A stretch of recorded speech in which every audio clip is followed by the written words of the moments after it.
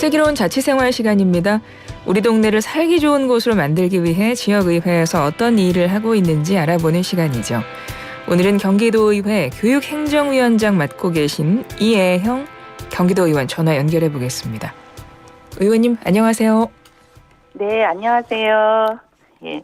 슬기로운 라디오 생활 청취자분들과 도민들께 인사 한 말씀 먼저 해주시겠어요? 네, 안녕하세요. 인사드리겠습니다. 저는 수원 특례시 세류 1, 2, 3동과 건선 1동을 지역구로 두고 있는 경기도의회 교육행정위원장 이혜영 의원입니다. 오늘 초대해 주셔서 감사합니다. 네. 의원님 잘 지내셨죠? 지난 전반기에도 저희 프로그램에서 인사를 드렸던 것 같은데요. 네, 네. 오랜만에 뵙는 것 같아요. 그러니까요. 아유, 오랜만에 의원님 반갑고요. 후반기에 교육행정위원장 맡으셨어요. 후반기에 더 바빠지실 것 같은데 교육행정위원장으로서 어떤 마음으로 지금 후반기를 맞이하셨을까요? 네, 진짜 저희 의원님들께서 저를 믿고 중책을 맡겨주신 만큼 우리 위원회 의원님 한 분 한 분의 역량이 마음껏 발휘될 수 있는 위원회를 만들고 싶습니다. 그래서 우리 교육행정위원회가 진정 열린 공론회장으로서 도민의 목소리를 충실히 수렴해서 우리 교육가족 모두가 행복한 경기교육을 만드는데 제가 그 중심에서 최선을 다하겠다고 다짐하고 있습니다. 네. 경기도의회 내에 교육행정위원회 있고 또 교육기획위원회도 있잖아요, 의원님. 네. 어떻게 다른 건가요? 네, 그냥 들으면 잘 모르겠죠? 네. 행정과 기획이 어떻게 다른 건가요? 네, 저희가 이제 그 교육에서 다뤄야 하는 일이 워낙 많아서 한 위원회로 가기에는 저희가 이제 꼼꼼히 살펴볼 수가 없어요. 그래서 임의적으로 저희가 좀 위원회를 두 개로 나눴습니다. 두 상임위원회 역할의 차이점을 제가 간단히 설명드리자면 예. 교육과정을 비롯한 우리 순수 교육에 관한 업무는 교육위원회가 담당하고 또 우리 교육행정위원회는 교육과정이 원활하게 운영될 수 있도록 그 운영을 둘러싼 환경을 만들어가는 영역을 다루고 있어요. 학교를 빗대서 이제 표현하자면 이해하기가 쉬운데요. 네. 흔히 그 교육기획위원회는 교무실에 관련된 업무를 다루고 교육행정위원회는 행정실과 관련된 업무를 다룬다고 할 수 있거든요. 네. 이를테면 교육행정위원회에서 하는 일이 이제 학교 설립, 학군 배정, 학교 시설물 관리, 각종 시설 공사, 무상교복 지원, 인성교육, 평생교육, 학교 복지와 같이 이렇게 교육을 둘러싼 다양한 지원을 다루는 영역이 교육행정위원회 소관이라고 보시면 되겠습니다. 네. 다양한 설명이 됐을까요?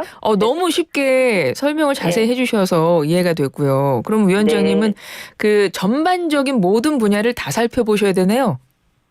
그렇죠. 예. 네, 전반적인 교육이 어차피 하나니까요. 그렇죠. 그렇죠? 네. 교육계 현안에 대해서 더 많은 관심을 가지실 수밖에 없을 것 같은데 교육 정책에 있어서 위원장님이 생각하시는 어떤 가치, 목표 어떤 거라고 볼 수 있을까요? 경기도는 전국 최대의 학생이 재학하고 있는 만큼 사실은 사건 사고 역시 전국 최대로 발생되는 곳이에요. 그래서 그에 따라 살펴봐야 할 현안이 굉장히 많습니다. 이번 국정감사에서도 보듯이 많이 다뤄졌잖아요. 학교 폭력 문제, 네. 딥페이크 문제, 또 성교육 도서 폐기 문제 이런 문제가 많이 다뤄졌잖아요. 이 현안들이 모두 우리 상임위원회 소관이에요. 그래서 저도 이 부분에 대해서는 자주 보고를 받고 네. 되도록이면 원칙에 위배되지 않게 이를 처리할 수 있도록 노력하고 있습니다. 교육청이나 학교가 결국은 학생들을 위해서 존재하는 기관인 것이잖아요. 네.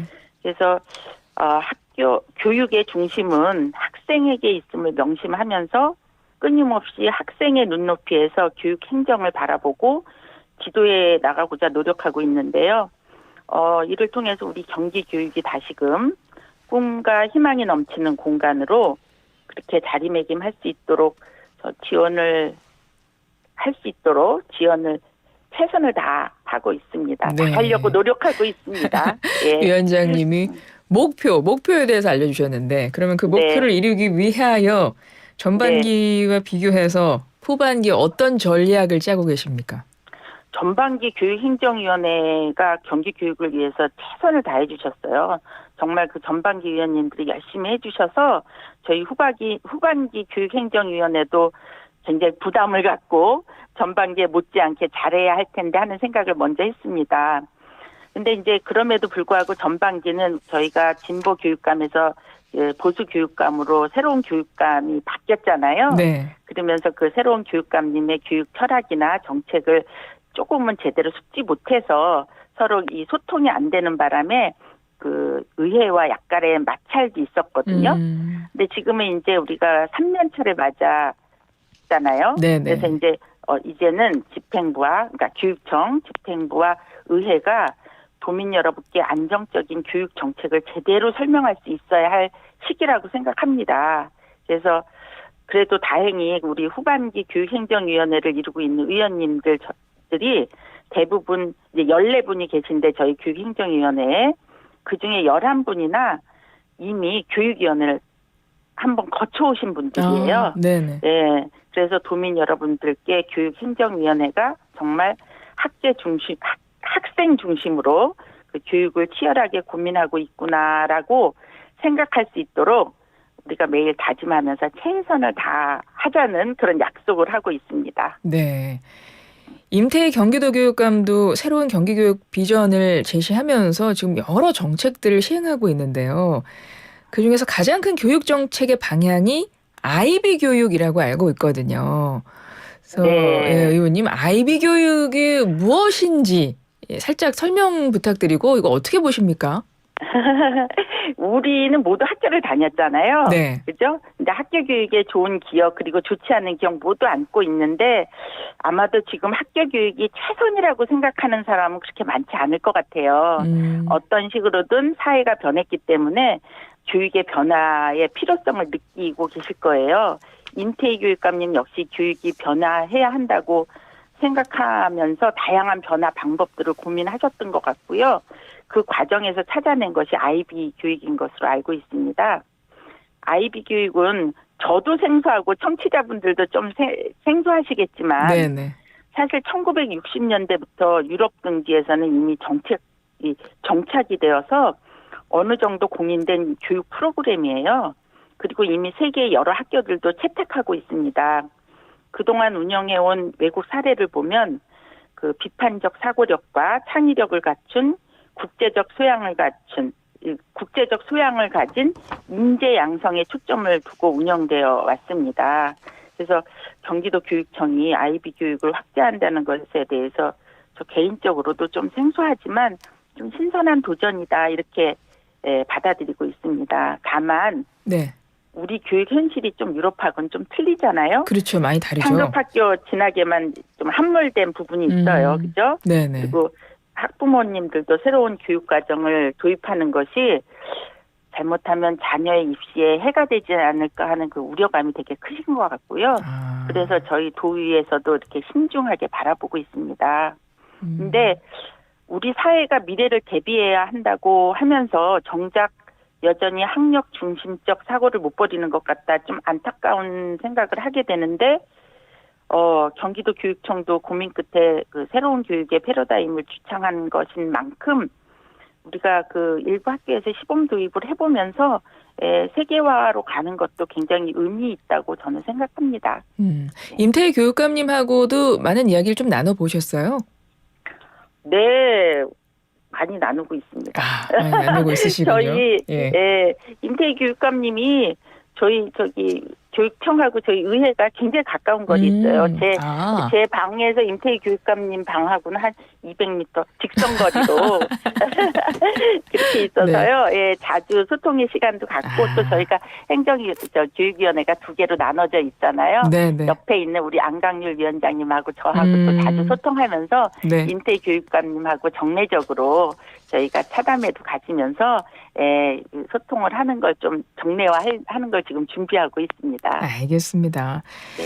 지난 전반기 때 가장 큰 이슈가 됐던 게 학생 인권 조례잖아요. 그래서 경기도 교육청이 학생 인권 조례, 교권 보호 조례 합해서 만든 조례안. 근데 이걸 두고 전반기에서는 결론을 내지 못한 걸로 알고 있거든요. 예. 예, 뭐 어떤 의견 갖고 계세요, 위원장님? 전반기에 그 결론을 안 주시고, 예.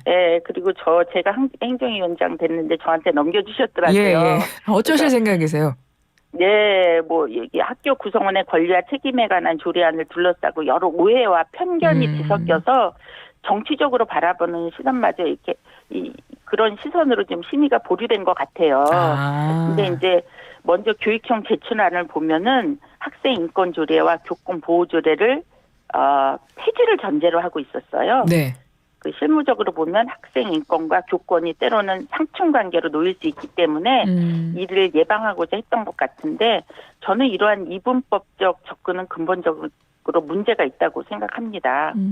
당연히 학생 인권 조례 폐지는 학생 인권의 후퇴로 보이고 또 교권 보호 조례는 폐지도 교권의 후퇴로 그렇게 보일 수 있거든요. 네. 있는 걸 없애는 거니까. 그죠? 예, 그렇죠. 두 조례가 모두 존재할 가치가 충분히 있다고 보고 있습니다. 저는. 더불어서 권리가 있는 만큼 책임이 뒤따라야 한다는 점에도 저는 동의하고 있어요. 알겠습니다. 그래서 저는 그 두 조례가 존치하는 가운데 학생과 교권의 바람직한 관계를 규정할 제3의 방안을 고민하고 있고요. 네. 우리 위원회 의원님들도 이 점에서는 모두 공감하시고 있는 만큼 위원회 의원님들과 함께 소통하고 자세히 들여다보면서 좀 슬기롭게 해결하려고 지금 엄청 머리를 맞대고 있습니다. 알겠습니다. 교육행정위원장이시다 보니까 오늘 어떻게 다 교육 얘기만 했는데 사실 의원님 지역구가 수원이셔가지고 수원 현안도 얘기를 해야 되는데 이거 그냥 넘길까요? 꼭 하고 싶은 말씀 있으세요? 네. 네. 왜냐하면 그럼 수원 이야기는 다음에 하기로 하고 저희가 경기도 의원님들께 드리는 필수 질문이 있는데 이건 제가 꼭 질문을 드려야 해서요. 네. 내 인생의 명곡, 내 인생을 대변하는 의원님의 노래가 어떤 곡일까요? 제가 우리 가족 전부가 음치 가족이에요. 저도 그럼에도 불구하고 제가 가끔 흥얼거리는 노래가 하나 있어요. 네. 네. 동그라미 그리려다 무심코 그린 얼굴 얼굴이라는 노래인데요. 무슨 음치 아니신데요 무슨. 근데 가끔 요새 또 가을이라 그렇고 그래서 그런지 보고 싶은 사람들이 많아요. 30년 전에 돌아가신 아버지도 그렇고 학창 시절을 같이 했던 친구들도 그렇고 무심히 정말 이 노래가 흘러나오면 동그라미 그리고 있더라고요. 제가. 네, 그러면서 그 시절에 그리운 사람들을 떠올리고 있습니다. 그래서 이거 물어봤을 때 제일 처음에 이 노래 들으면서 동그라미 그리면서 추억을 해야겠다 그런 생각을 했습니다. 그렇군요. 얼굴이라는 곡이 우리 의원님의 내 인생의 명곡이시고 의원님 노래 너무 잘하시는데요. 다음에 조금 더 길게 들어보고 싶습니다. 연습하겠습니다. 네네. 가수 윤현선 씨의 곡으로 이제 곧 전해드릴 건데 이 가수분이 이 노래 발표하고 나서 30년 만에 첫사랑과 결혼했다고 합니다. 이거 아셨어요, 의원님? 몰랐어요. 이 노래 듣는 모든 분들에게 보고 싶은 사람과 만나는 일들이 일어나기를 바라면서 의원님의 명곡 곧 전해드리겠습니다. 오늘 말씀 잘 들었습니다. 네, 고맙습니다. 지금까지 경기도의회 교육행정위원장 이애형 경기도의원이었습니다.